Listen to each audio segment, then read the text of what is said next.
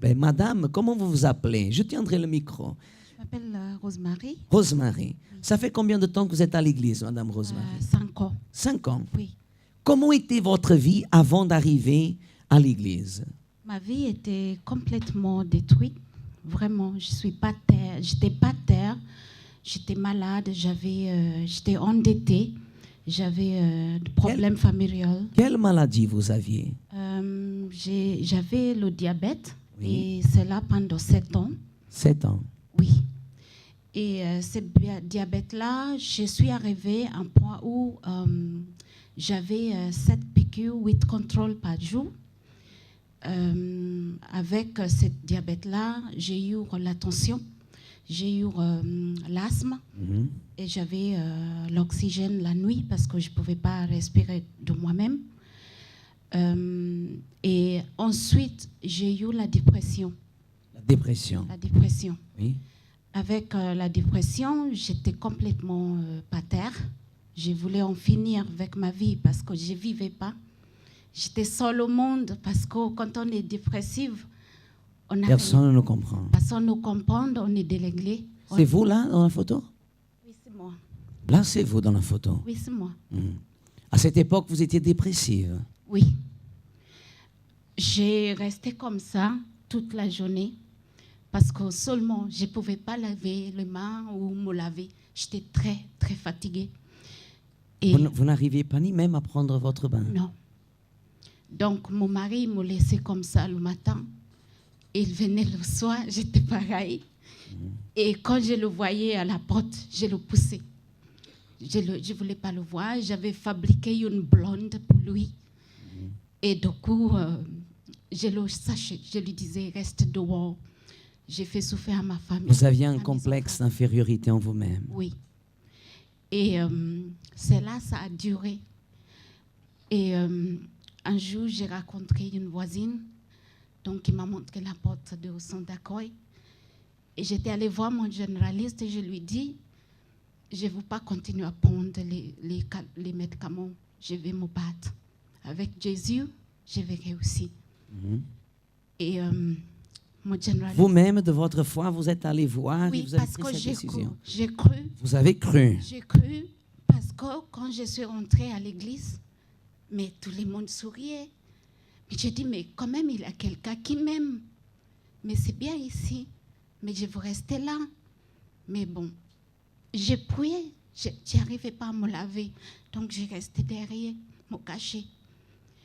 Mais on ne m'a pas opposé. Au contraire, on m'a aimé. Et j'ai compris et j'ai commencé à participer à la campagne d'Israël. Les propos, tout ce qu'on me disait, je faisais. Et là, je commençais à avoir du changement. J'avais la force. J'ai commencé à m'écrire, j'ai commencé à m'aimer, j'ai commencé à m'habiller et tout. Et là, j'ai conquéri mon mari et mes enfants. Il y a l'amour, la paix. La famille est là, la santé est là. Aujourd'hui, les dettes que j'avais, mon mari a payé. Oui. Mes enfants, on est bénis. Du coup, pour la question de maladie, pour vous dire, je ne sais pas, la dernière fois, j'ai pris Dolipan. Ça fait 5 ans. Je suis clean, je n'ai rien. Même quand j'ai mal à la tête, je touche seulement. Je dis, Seigneur, tu as guéri le plus grand. C'est quoi mal à la tête? C'est rien. Ça part tout seul. Pour vous dire, ma vie financière qui était par terre, l'année dernière, je fais une formation. C'était pas facile. J'ai dû prendre les cours de français parce que mon français, les fautes d'orthographe, c'est oui. énorme. Vous n'êtes pas la seule. J'ai pris les cours de français à côté et j'ai travaillé auparavant autant que secrétaire. Mais j'ai dit, Seigneur, je ne veux pas rester par terre, petit, je veux monter. Et j'ai fait une formation d'assistante de direction. Ce n'était pas facile, comme c'était en français. Et ma tutrice me disait, de toute façon, vous ne réussirez pas, ce n'est pas ton niveau, je ne sais même pas comment vous vous trouvez ici. Je lui ai dit seulement, je me trouve ici parce que j'ai passé les tests comme tout le monde et les entretiens, et c'est pour ça que je me trouve ici. Il me disait, de toute façon, c'est la perte de temps. Mais je vais vous dire quelque chose. Avec Dieu, on peut être écrasé, on peut être rejeté. Mais si on garde Jésus, on est tellement comblé, on n'a peur de rien. La société qui m'a pris comme stagiaire, donc chez Air Canada, et j'étais la première de trouver le stage, parce que les gens ils se focalisaient dans les sociétés locales. Et je dis, Seigneur, je vais vous monter et pour ta gloire. Et je le fais. Ils m'ont gardé. J'ai travaillé chez eux un an. Mais après, j'ai dit, bon, quand je préparais les fiches de paie, je dis, attends, ma salaire, elle est comme ça. Ça ne suffit pas de travailler dans une grande boîte. Ben, une grande boîte. Nous, les chrétiens, on doit montrer la gloire de Dieu. J'ai dit, Seigneur, donne-moi une direction. Vous m'avez guéri. Vous m'avez trouvé un travail. J'ai la vie. Ma vie spirituelle est nickel. Aujourd'hui, je vaux plus. Alors, j'ai demandé une direction. Octobre l'année dernière, je commençais à postuler, sans rien dire à personne. J'ai postulé, j'ai eu les résultats, les réponses négatives. Je n'ai pas pour autant m'inquiéter. J'ai fait tout ce qu'on me disait. J'étais vraiment obéissant. Des fois, il manquait quelqu'un à billetterie. Ce n'est pas mon schéma, ce n'est pas mon travail. Je prenais la voiture, je me rendais à l'aéroport. On me disait, allez faire le café. Bon, je faisais. Aujourd'hui, j'avais postulé pour l'ambassade de Zambie, octobre dernier. Le mois dernier, on m'a répondu une offre de travail.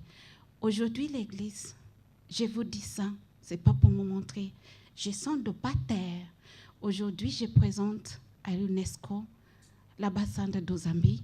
J'ai mon bureau à moi, j'ai la pain, j'ai tout que je peux vous dire que j'ai ramassé Dieu aujourd'hui parce que la personne que vous voyez ici vient de très, très loin. Mais quand on est obéissant à Dieu, alors on a tout. Mais attention, il ne faut pas que ça soit pour votre gloire, il faut que ça soit pour la gloire de Dieu. Et moi, j'ai dit, aujourd'hui, je ne veux pas quelque chose qui va venir changer mon cœur, parce que ça, c'est le corps. Ce n'était pas mon corps, c'est vrai, mais ça, c'est le corps. Et le cœur, ça traite. Donc, ça va venir. Je reste pas là. Je sais, je vais monter. Mais tout ça pour la gloire de Dieu. Amen. Mais par contre... Oui. Par contre... Encore? Il faut qu'on fasse, qu'on nous dise, parce que ça ne vient pas tout seul. Quand on me demande d'être pilier, je suis la première de prendre la main.